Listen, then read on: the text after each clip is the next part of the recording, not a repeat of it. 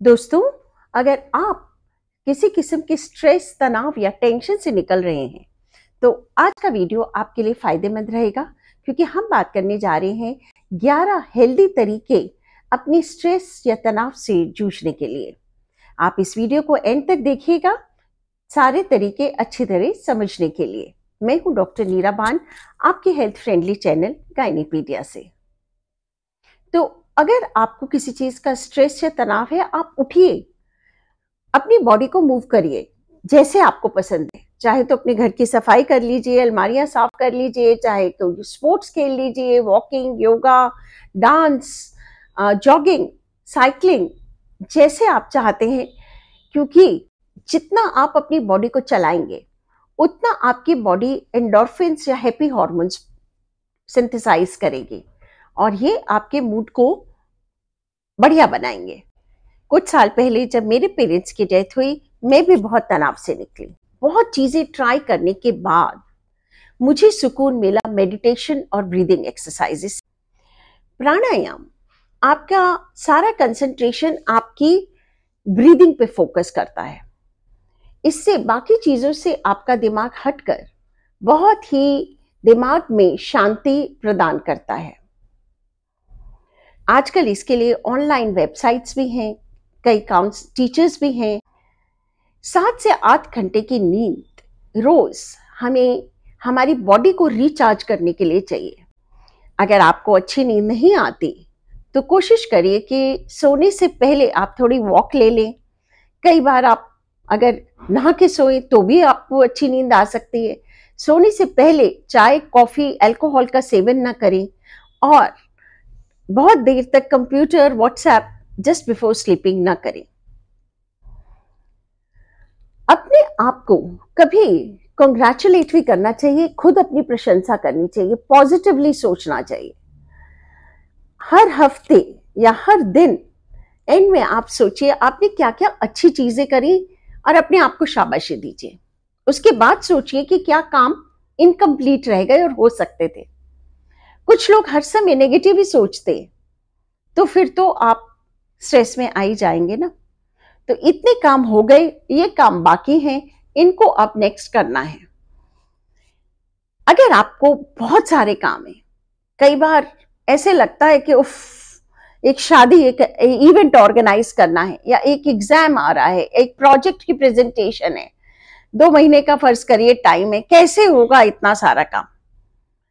तो मुझे जो चीज हेल्प करती है, शॉर्ट टर्म गोल्स बनाने। इसे डिवाइड कर लीजिए कि इतने चैप्टर्स पढ़ने हैं 2 महीने में, तो हर हफ्ते में इतने चैप्टर्स पढ़ने हैं और लास्ट का 1 वीक सब कुछ कंपाइल करने के लिए रख दीजिए। हर हफ्ते के एंड पे देखिए आपने कितना काम कर लिया। अगर एक हफ्ते में कुछ कम किया है तो नेक्स्ट हफ्ते ही उसे पूरा करिए। अगर आप खुली छूट दे देंगे, टाइम नहीं लगाएंगे, last 15 days would go crazy और तब लोग तनाव में बिल्कुल दब जाते हैं। लोगों के बीपी हाई हो जाते हैं, कई लोगों को हार्ट अटैक्स भी हो जाते हैं क्योंकि डेडलाइंस नहीं मिल रही होती।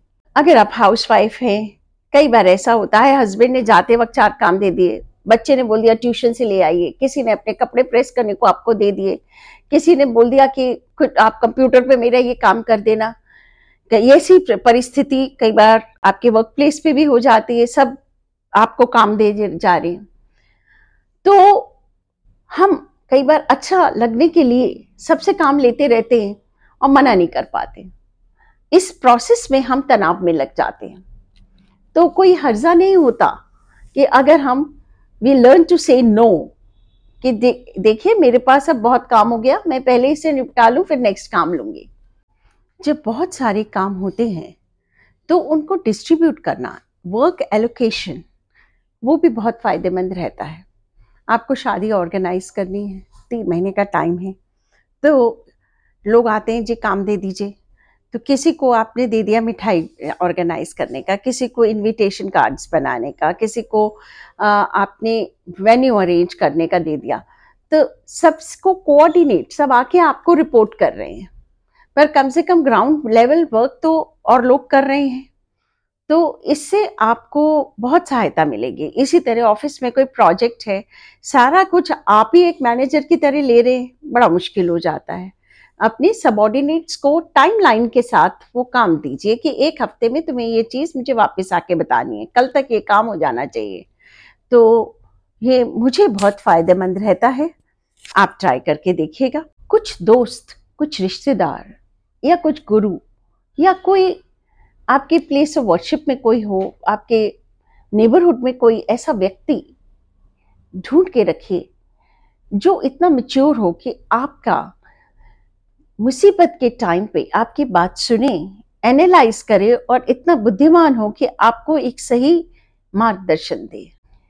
हंसना भी एक तरीका होता है किसी किसी तरह के स्ट्रेस से निकलने का। लाफ्टर योगा आपने सुना होगा।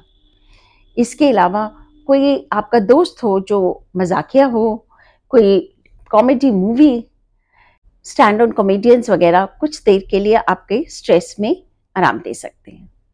बहुत गंभीर स्ट्रेस हो और आपको कोई ऐसा व्यक्ति ना मिले जिससे आप शेयर कर सकें, तो फिर अपनी भावनाओं को आप अगर एक कागज पे या कंप्यूटर पे लिख लें तो वो भी आपकी भावनाओं को एक वेंट देता है। हमारी स्ट्रेस हार्मोन्स कुछ हॉबीज जैसे कि म्यूजिक हुआ, डांस हुआ, उनसे भी कम होते हैं और हैप्पी हार्मोन्स इन एक्टिविटीज से भी बढ़ते हैं। किसी को म्यूजिक सुनने का शौक होता है तो किसी को कोई इंस्ट्रूमेंट बजाने का। कढ़ाई, सिलाई, बुनाई, स्पोर्ट्स, ये सब चीजें आपकी जो हॉबीज रही हैं इन्हें परस्यू करिए।